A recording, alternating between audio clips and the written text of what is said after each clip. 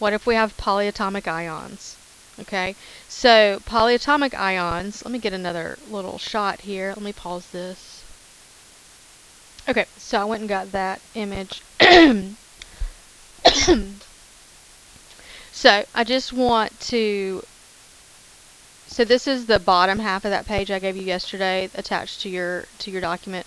Um, these are common polyatomic ions, and what you should notice about these is all of these are more than one element that is existing together. Okay, it is not a single element like the monatomic ions that we looked at yesterday and then on the previous slides to do the naming. Um, these are, I'm yawning, y'all. These are polyatomic ions, and so they exist as a unit, and they have a name that represents them as a unit. Okay, so we're not going to talk about the names so much right now. We're going to talk about how do we do the formulas. Okay, so your biggest rule here that you have to pull in is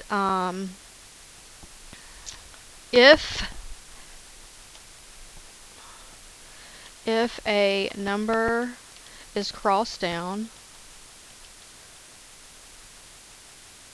it needs to be bigger. It's little. Bigger text.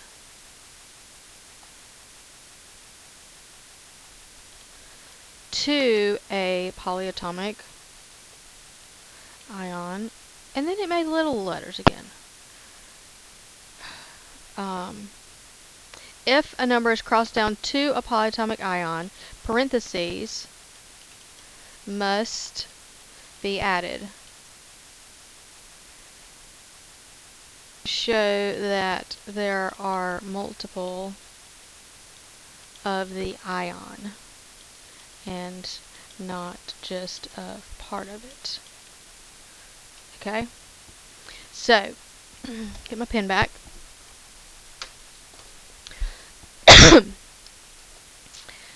Pen, there we go. So here, we're going to look at the crisscross like we did yesterday. So we have NH4, and all of that together has a +1 charge. Again, the positive ion is written first. That's the purpose of the positive when we're writing formulas. N -3. Okay, let me change my color so you can see my different stuff. Grab just your number, cross it over. Okay, so we need 3 NH4s.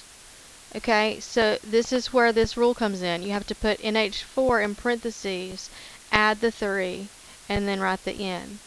Okay, so in this case, N is missing 3 electrons. It can get 1 electron from each NH4 because each NH4 has 1 extra. So it needs 3 of those to make it be a stable compound.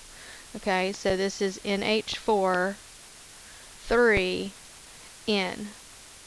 Okay, at this point you need to pause this video. You need to try the other 3 boxes, and then you need to resume the video to see if you got them correct.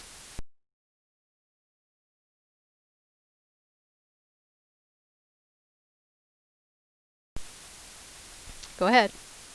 Pause the video. Okay, so hopefully you paused it. Hopefully you tried them on your own. If not, you still can do that. But let's go on and do them.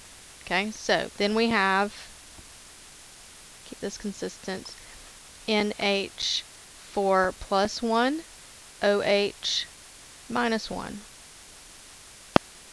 Okay, then we're going to grab just the numbers, and we're going to cross them over. Now, in this instance, it's a 1 and a 1, so no parentheses are needed, no new numbers are needed at the bottom.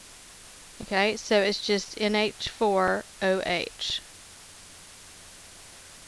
Okay, and if you'll notice, NH4, let me pull this back up. NH4 is the only positive polyatomic ion. The only one. There are lots of negative ones, okay, but that is the only one that is positive, is NH4. Okay, so let's pull this back down. Now, Al. So that's why I only have 1 as an example here on my chart. Okay, AL plus 3, N minus 3. Okay, we're going to grab just our numbers, cross them down. Okay, this one doesn't even have a polyatomic, so this is really a yesterday problem, but that's fine. Now, this would be a 3, 3. That is both divisible by 3, so you reduce it to the smallest whole number, AL, N. Okay, and then the last one, AL plus 3, OH minus 1. Grab just your number. Okay, so this time we do have a number crossing to a polyatomic. So that has to go inside the parentheses because we need 3 OHs. Even though it didn't have a little subscript here, that does not matter. It is more than one element, and we need 3 of the units. We need 3 OHs. Okay, so to get 3 OHs, we have to put that 3 outside the parentheses. If you left off the parentheses, it would look like it was 1 AL, 1 O, and 3 H's, which would not work. Okay, so make sure if you're crossing a number down to the polyatomic, you add the parentheses. Okay, you still reduce 2 2's, okay, or 3 3's, or 4 2's, okay, to smallest whole number ratios. You would never reduce this 4 right here though. Okay, that's part of the polyatomic ion and it is protected. Okay, but if you crossed a number and had a parentheses, you could reduce those crossed down numbers. Okay, so post questions if you've got them. This is what today's practice looks like. It's in the document that's attached to the Google Drive, the Google Classroom post. Okay, it's not near as many as it was yesterday. So these are the ones for you to try. Then tomorrow we will name those and we'll talk through some general notes on bonding. I think is what my plan is. We'll see whenever you get the video if that's what I did or not. Okay? Talk to you soon.